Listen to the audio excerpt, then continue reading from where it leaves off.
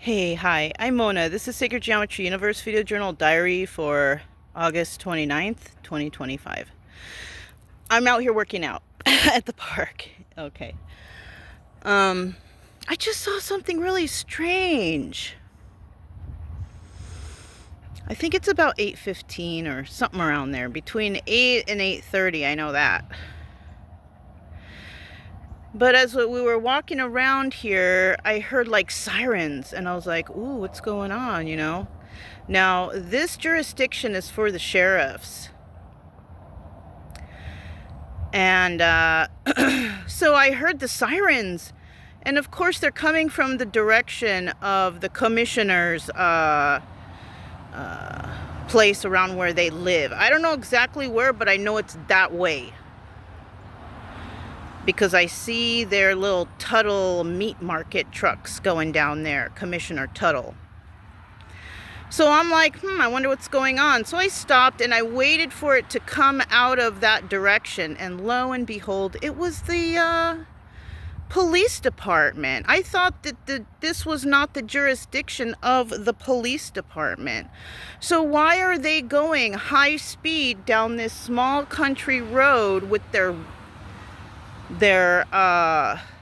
sirens flashing and everything, coming from the direction of the commissioner's residence, which is somewhere over there? I don't know. I don't go that way, but I know that that's where the spot is, somewhere over there. So yeah, isn't that strange? Are people or law enforcement from other jurisdictions allowed to drive like that in a town that's not their jurisdiction? Is that right? Are they allowed to do that? So now I'm beginning to think that the police officers are tied in, the Refugio Police Department are tied in with the commissioner somehow. Because if this is the jurisdiction of the sheriff's department, why is the sheriff's department not here to take care of the problem?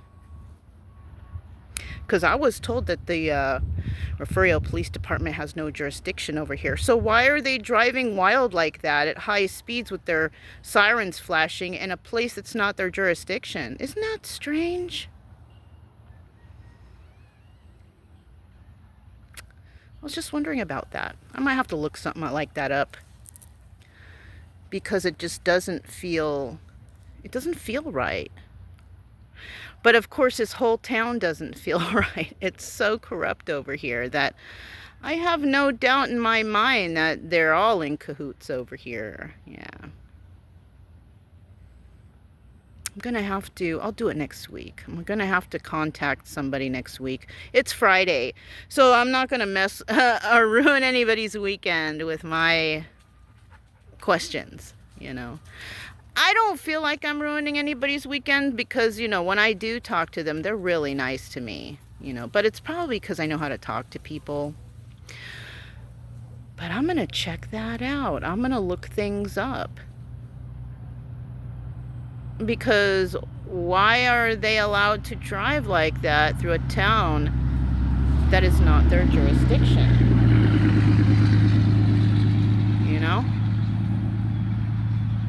Corruption at its best in Woodsboro and Refugio County. The whole county is corrupt, I think. I also found out that Refugio County has soft water system for their people. Yeah, I found that out. So why aren't they doing it here? Why aren't they doing that here for these people? Why are they taking money from the people and not doing what they're supposed to?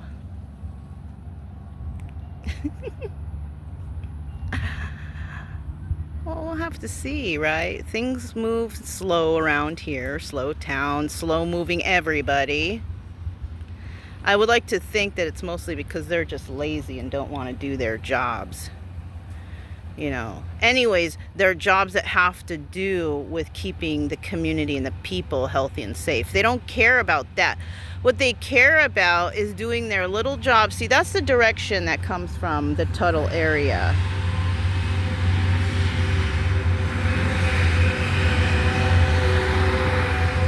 He's got a lot of stuff going on down there.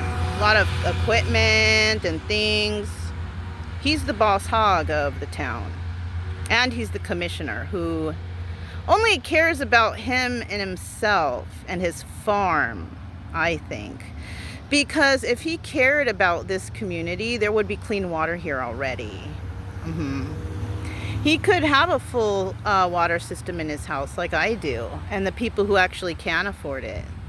So that's possibly why that they don't care, because, oh, we have our water, so forget about them. That's what I've been thinking this whole time, why I've been feeling this deep sense of guilt, because I have clean water and my neighbors don't. It's not fair.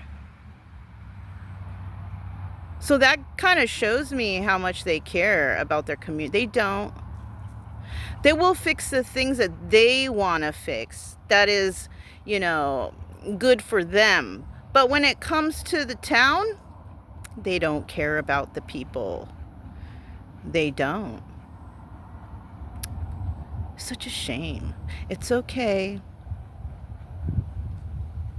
I do feel like I was brought here for a reason. So I'm trying to little by little, because, you know, every time I do something and it sounds okay, sounds good, I find something else that's illegal. And then I contact the right people, because that's how you're supposed to do it. You're supposed to contact authorities, you know. I mean, I had to go through like 6 or 7 phone numbers to get there, but I got there. You know, I had to sit on the phone and wait through, hey, some of those holding times that they have to speak to, you know, higher authorities is pretty catchy, you know. But yeah, you know what I'm saying? So people are driving by. They probably think I'm filming them, but I'm not. I'm filming me because I have it held up and I'm sitting here right in the view of all kinds of cars going by, you know.